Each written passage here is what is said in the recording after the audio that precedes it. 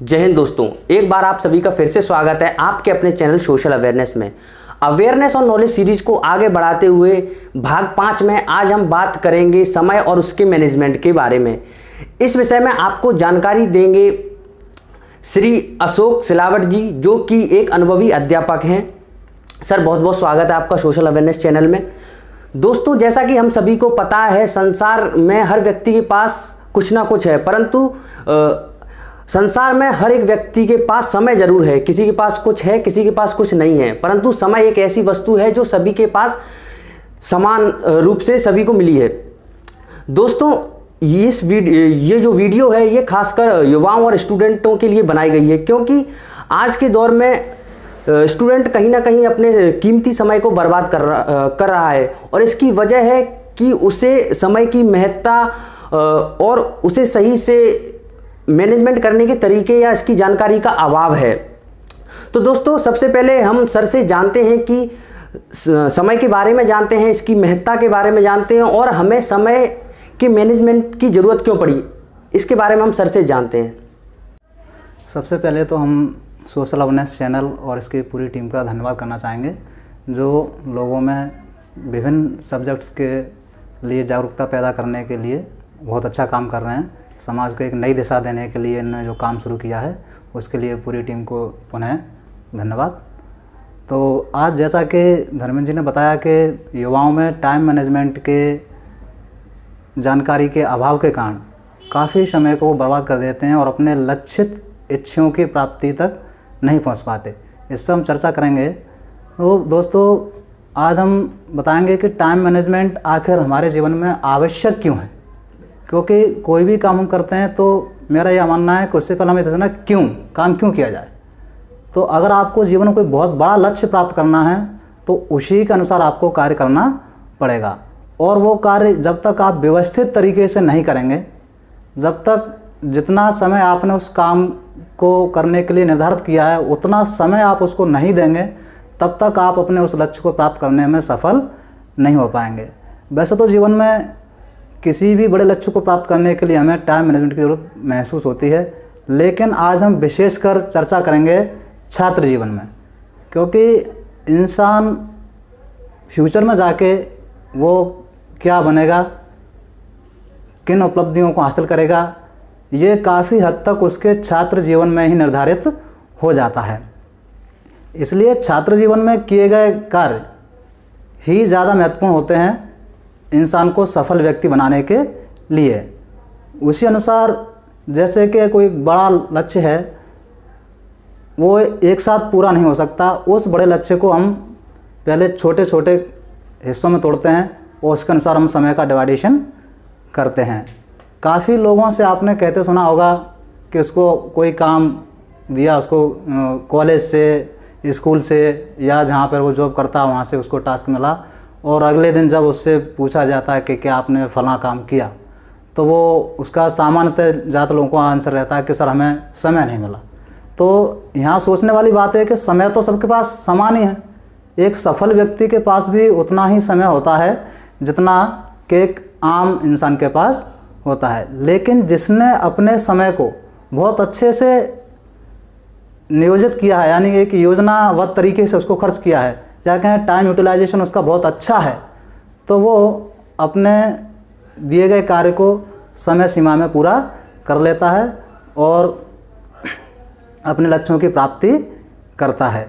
इसलिए हमें अपने आने वाले कल को बेहतर बनाने के लिए अपने आज को व्यवस्थित करना पड़ेगा, ये सबसे महत्वपूर्ण बात है।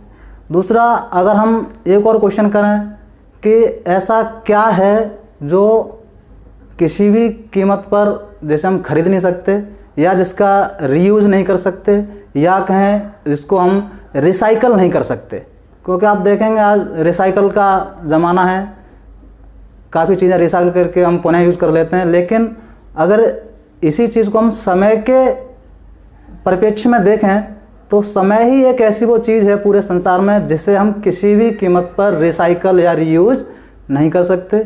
जो समय एक बार व्यतीत हो गया, निकल गया, उसको हम किसी भी कीमत पर वापस नहीं ला सकते। इसलिए समय की महत्ता को समझते हुए समय का सदुपयोग करेंगे तो ही हम अपने इच्छित लक्ष्यों की ओर बढ़ पाएंगे और जो हमने अपने जीवन के लिए तय किया है उस मुकाम को हासिल कर पाएंगे। क्योंकि बिना लक्ष्य के तो कुछ होगा नहीं, और जो लक्ष्य तय किया है उसी के अनुसार फिर हम टाइम मैनेजमेंट करते हैं। क्योंकि अलग अलग लक्ष्य निर्धारित करने के लिए अलग अलग तरह से टाइम मैनेजमेंट करना पड़ता है। यदि कोई स्टूडेंट है, अगर वो फोर्स में जाना चाहता है तो उसके अनुसार उसको टाइम मैनेज करना पड़ेगा। यदि कोई देश में जो बड़े लेवल की परीक्षाएं होती हैं, कॉम्पिटिटिव एग्ज़ाम होते हैं, यदि उनकी तैयारी में है तो उसे उस अनुसार अपने टाइम मैनेजमेंट करना पड़ेगा, अपने समय को व्यवस्थित करना पड़ेगा। तो इसी पर हम आगे चर्चा करेंगे। दोस्तों, अब हम सर से जानते हैं कि how can we manage our time, यानी कि 10 principles of time management. Sir please. देखिए, वैसे तो अभी टाइम मैनेजमेंट के संबंध में काफ़ी सारे प्रिंसिपल्स हैं, लेकिन हमारे लक्ष्य के अनुसार टाइम मैनेजमेंट के अलग अलग प्रिंसिपल्स होते हैं जिनसे हम अपने लक्ष्य की ओर जल्दी से पहुंच सकते हैं। इसी कड़ी में स्टूडेंट्स लाइफ को ध्यान में रखते हुए हम आज मुख्य रूप से 10 ऐसे सिद्धांतों पर चर्चा करेंगे जो स्टूडेंट्स लाइफ के लिए बहुत ही यूज़फुल साबित होंगे। तो सबसे पहले नंबर 1 पे देखते हैं, सुबह जल्दी उठने की आदत डालनी चाहिए। स्टूडेंट्स लाइफ में जो सुबह का समय होता है वो काफ़ी महत्वपूर्ण होता है। सुबह यदि हम 7 की जगह 4 बजे भी उठ जाते हैं तो ये 3 घंटे का समय मोस्ट इम्पोर्टेंट होता है। अध्ययन की दृष्टि से भी सुबह का शाम काफ़ी अच्छा माना जाता है, और ये मेरा स्वयं का अनुभव है कि उस समय जो अध्ययन किया जाता है वो काफ़ी प्रभावी होता है। कहें कि उसको धारण करने की क्षमता दिमाग में बहुत ज़्यादा होती है, काफ़ी समय तक वो हमें याद रहता है। इसके अलावा हमारा शरीर और मस्तिष्क भी सुबह के समय में एकदम तरोताज़ा होता है। ऑक्सीजन की मात्रा काफ़ी ज़्यादा होती है ब्रेन में, और इसलिए हम बिल्कुल तरोताज़ा महसूस करते हैं, जिससे हमें जो काम कर रहे हैं उसके परिणाम बहुत ही अच्छे आते हैं। इसके अलावा सुबह के समय में यदि आप फिज़िकल तौर पे फिट रहने के लिए भी कुछ करना चाहते हैं तो योगा है, आपका व्यायाम है, उसके लिए भी समय निकाल सकते हैं, जो कि योगा और व्यायाम की दृष्टि से सुबह का समय काफ़ी अच्छा माना जाता है। इसलिए पहला तो यही रहेगा कि आप सुबह जल्दी उठने की आदत बनाएं। दूसरा है कि सबसे पहले आप ये तय करें कि इस समय मेरे लिए सबसे महत्वपूर्ण क्या है। इस समय से मेरा तात्पर्य ये रहेगा कि जिस समय आप बैठे हैं उसी समय एट ए टाइम यदि आप कोई काम शुरू कर रहे हैं तो पहले वो काम शुरू करें जो सबसे ज़्यादा महत्वपूर्ण हो। क्योंकि दिन भर में आपको एक से ज़्यादा काम करने होते हैं, तो उनमें से जो सबसे ज़्यादा महत्वपूर्ण हैं उसी टास्क को आप पहले लें। अन्यथा की स्थिति में क्या होता है कि यदि आप कोई काम करने जा रहे हैं और सोचते हैं कि इसको छोड़ के मैं दूसरे काम को कर लूँ, और इस तरह सोचते सोचते आपके माइंड में एक चेन ऑफ थॉट्स बन जाती है, जिससे आपका लगभग 30 मिनट या 40 मिनट तो ख़राब हो जाते हैं। तो इस तरह छोटे छोटे समय को बचाते हुए आप समय को बचा के अपना काम शुरू कर सकते हैं। तीसरे नंबर पर हम बात कर सकते हैं एलिमिनेट डिस्ट्रैक्शंस, यानी कि काफ़ी समय से ऐसा होता है कि हम करने जो काम जाते हैं उसके बीच में कुछ काम ऐसे आ जाते हैं जो हमारे लक्ष्य से बिल्कुल भी संबंधित नहीं होते, और हमारा जो मुख्य कार्य होता है उसका जो उद्देश्य होता है उससे उसका कोई तालमेल नहीं होता। यानी कहें सीधे शब्दों में कि वो ध्यान भटकाने वाले जो काम हैं उनसे हमें बचना चाहिए। केवल उसी काम पे फोकस करें जो आपके लक्ष्य से संबंधित हैं। अगले नंबर पर आते हैं, प्रत्येक कार्य को करने के लिए एक निश्चित समय सीमा आपको निर्धारित करनी चाहिए कि ये काम हमें इतने समय में पूरा करना है। इससे यह होगा कि आपके दिमाग में एक ये टारगेट रहेगा कि इतने समय में मुझे ये काम पूरा करना है। अगर एक समय सीमा निर्धारित आपने नहीं की है काम के लिए, तो जनरली ये देखा गया है कि कॉलेज से, स्कूल से या जहाँ भी आप हैं वहाँ से आपको कोई टास्क मिला या कोई प्रोजेक्ट आपको दिया गया, बोले आपको ये कल तक पूरा करके देना है, तो आपको ये रहता है कि मुझे कल तक देना है, तो उसको आप कल तक देने की भरकस प्रयास करेंगे और कल तक आप उसको पूरा करके दे भी देंगे। यदि सामने वाले ने आपको उस काम को करने के लिए कोई समय सीमा नहीं दी है, या आपने स्वयं ने स्टूडेंट लाइफ में तो आपको स्वयं निर्धारित करना है, क्योंकि जब यदि आप जॉब में होंगे तो आपको टारगेट मिलेगा। ये स्टूडेंट लाइफ की चर्चा हो रही है तो आपको स्वयं ही लक्ष्य निर्धारित करना है और स्वयं ही उसको करने के लिए टाइम निर्धारित करना है। तो यदि आपने टाइम निर्धारित किया है तो उस टाइम पीरियड में उस कार्य को पूरा कर लेंगे, जिससे भी समय की बचत होगी। अब बात आती है कि आपने समय तो निश्चित कर लिया कि इतने समय में हमें इस काम को करना है। समय निश्चित करने के साथ साथ ही आपको उस काम को निश्चित रूप से उस समय सीमा में ही पूरा करना है। यदि उसमें आपने ऐसा नहीं किया तो फिर उसको पूरा करने के लिए दूसरे कामों के लिए जो आपने टाइम ले रखा है उस टाइम को आपको इस्तेमाल करना पड़ेगा, जिससे आपका पूरा जो व्यवस्थित प्लान है वो बिगड़ेगा। पांचवा हम देखते हैं, सोशल मीडिया के अनावश्यक काम से हमें बचना है, अनावश्यक उसके उपयोग से बचना है।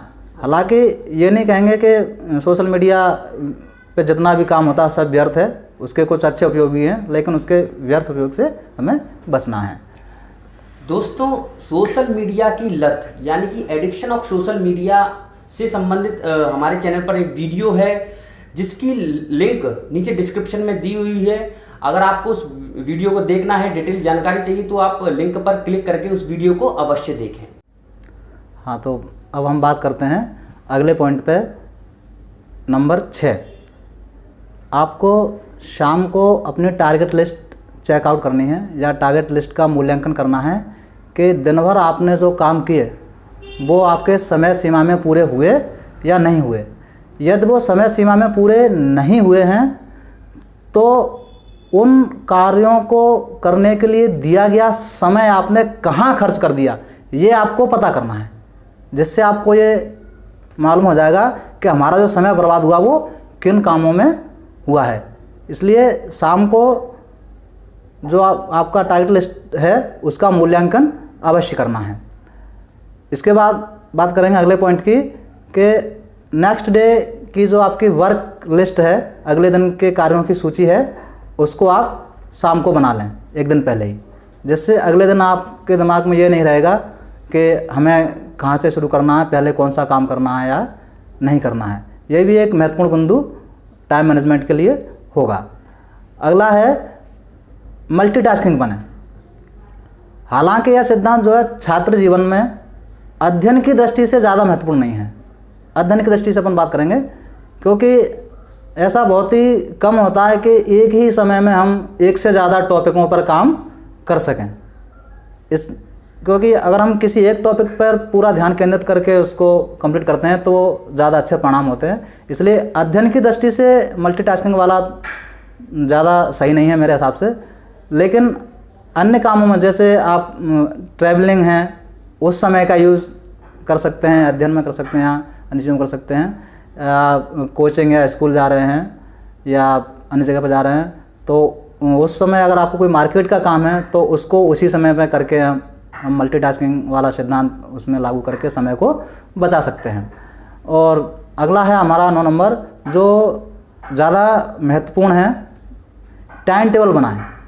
क्योंकि जब तक आपके पास एक व्यवस्थित टाइम टेबल नहीं होगा तब तक आपके समय की बर्बादी होनी ही है, ये तय है, ये मान के चलिए। तो टाइम टेबल बहुत ज़रूरी है कि आपको किस समय को कौन सा काम करना है और उस काम को कितने समय में हमें ख़त्म करना है। हालांकि ज़्यादातर लोग टाइम टेबल बनाते भी हैं, स्टूडेंट्स भी बनाते हैं, जो जॉब में है वो उनका तो लगभग फिक्स ही रहता है।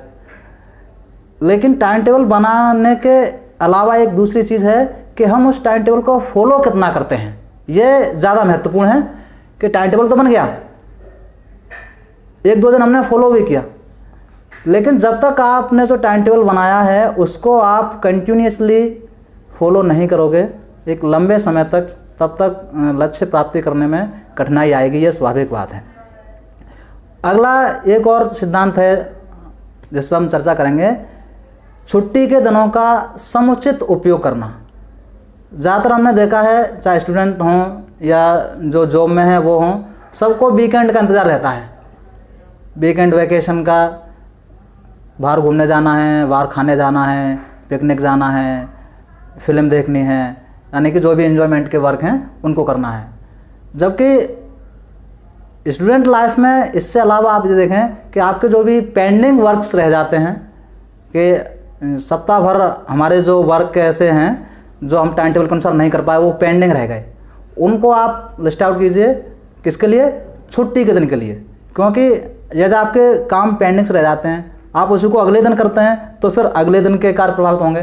तो जो पेंडिंग हो गया उसको आप वहीं स्टॉप करें, उसको नोट आउट करके रखें कि इसको हम छुट्टी के दिन में करेंगे। ये छुट्टी के दिन का एक बहुत ही अच्छा उपयोग है, तो छुट्टी के दिन का भी उपयोग हमें करना चाहिए।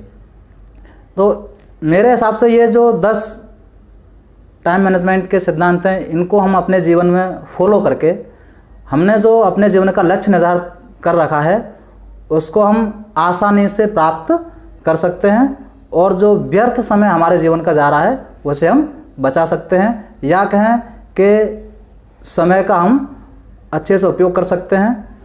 क्योंकि समय ऐसी चीज़ है जिस पर हम पहले ही बात कर चुके हैं, ये वापस किसी भी कीमत पर नहीं आने वाला। दोस्तों, सर के द्वारा बताए गए 10 सिद्धांतों में से कुछ को तो हम फॉलो करते हैं और कुछ को हमें फॉलो करने की ज़रूरत है। दोस्तों, समय हमारे जीवन का एक सिक्का है और इसे किस तरह से खर्च करना है यह हमें खुद निर्धारित करना है। दोस्तों, एग्ज़ाम हो या ज़िंदगी, अगर हमने समय का सही सदुपयोग नहीं किया और इसका अच्छे से प्रबंधन नहीं किया तो हमें सफलता प्राप्त नहीं होगी। सही सफलता प्राप्त करने के लिए हमें उसका प्रबंधन और उसका सदुपयोग करना होगा। दोस्तों, इस वीडियो की जानकारी यदि आपको पसंद आए तो दोस्तों इस वीडियो को ज़्यादा से ज़्यादा लोगों के साथ शेयर करें और ये जानकारी ज़्यादा से ज़्यादा लोगों के पास पहुंचाएं। जय हिंद, जय भारत।